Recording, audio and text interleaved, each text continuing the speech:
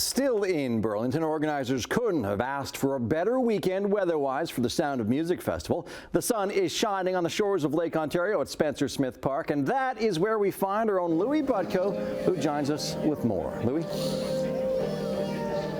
Yeah, you caught us at a rare cloudy moment here at Spencer Smith Park, and it's worth pointing out the Burlington Sound of Music Festival does not go on without the hundreds of volunteers and operations staff that help make this festival so. And Elizabeth Fritshaw is with the City of Burlington and the Sound of Music Festival, and that's kind of it. It's a small army to get this festival off the ground.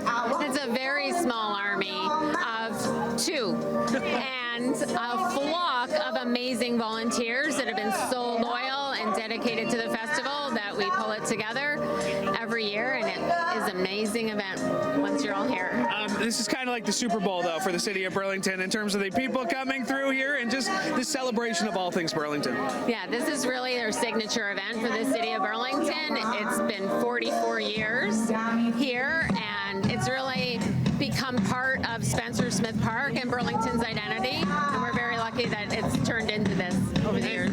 And Brett Canaret is with is also with operations with the Sound of Music Festival, and we were just talking about that the small army of getting the setup, the crews, because really with this many acts, there's so many technical details in making sure those transitions are smooth. Yeah, it's really like building a small city for 2 weeks in the park. We have over 40 suppliers, hundreds of technical staff that are helping us, and at the end of the day, we have the great pleasure of doing this and putting this together, and it's awesome when you look out at the crowd, the headlining act is playing, we have this moment of calmness where we go, we did this, and we did it for all of these people, and it's awesome. Crowd's enjoying it. Like I say, we're hoping that sunshine comes back before the end of the day. But Brent and Elizabeth, thank you guys so much. Really appreciate your insights. And Adam, we've been talking about the music, we've been talking about the crew. We haven't really talked about the food. And coming up a little bit later on in the show, I got a tasty treat. It's called the funnel cakes here, and we're going to be going into that coming up in just a little bit. So stick with us here at Spencer Smith Park. Day 2 of the Burlington Sound of Music Festival is well underway this hour at Spencer Smith Park, and that is where we find our own Louis Butko in the heart of the action. And Louis, it may be called the Sound of Music Festival, but I understand you've been treating yourself to some other goodies down there. Yeah, with 50 bands spread across 4 days, 2 stages, yeah, it's the Sound of Music Festival, and it's mostly about the music, but it's also about the tastes, both here at the festival and beyond in Burlington.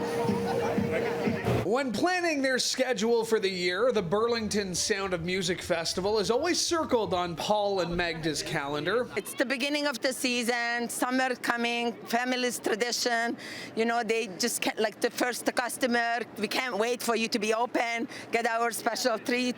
The Stoney Creek couple, who along with their 2 sons and 2 daughters, own and operate 4 mobile food trucks, as well as a brick and mortar restaurant on King Street in Hamilton.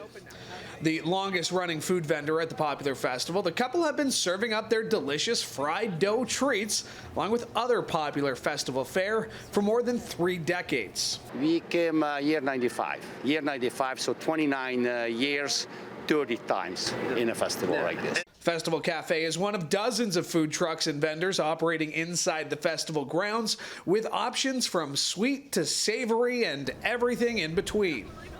But it's not just the food at Spencer Smith Park that's front and center, as restaurants across downtown expected to get a boost this weekend. We got about 55 eateries downtown, and Downtown Street Fest right here behind you on Brand Street is going to kick up on Saturday, and there's something like 18-20 outdoor patios, so best experience in Burlington this summer. Restaurants on Brand Street and beyond say the Sound of Music Festival is crucial for their bottom line and a way to showcase their menu to tourists from near and far. Of course, it's very important because it brings lots of people in the downtown Burlington, and it's nice to have a big crowd. For Stuart Schmidt, head chef at 400 Brant, which opened at the former home of Queen's Head back in April, it's also a chance to show off some new additions to the menu. With the Sound of Music coming in this week, we launched our summer shareables menu, more for sitting on the patio, having a little snack, some fish tacos with grilled pineapple salsa,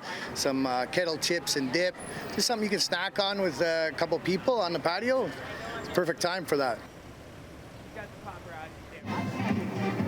So if you're coming down, you got to make sure you pack your appetite here at the Sound of Music Festival. And as mentioned, admission is free. There is front of stage or VIP access available for sale. For that, you can go to soundofmusic.ca. But for now, after a long week, I'm officially off the clock. And after talking about the festival all week, I think it's about time for me to enjoy a bit of the festival. So I'll send it back to you in studio. So no funnel cakes for us. Okay, I get it now. Thanks very much, Louis. Have a good night.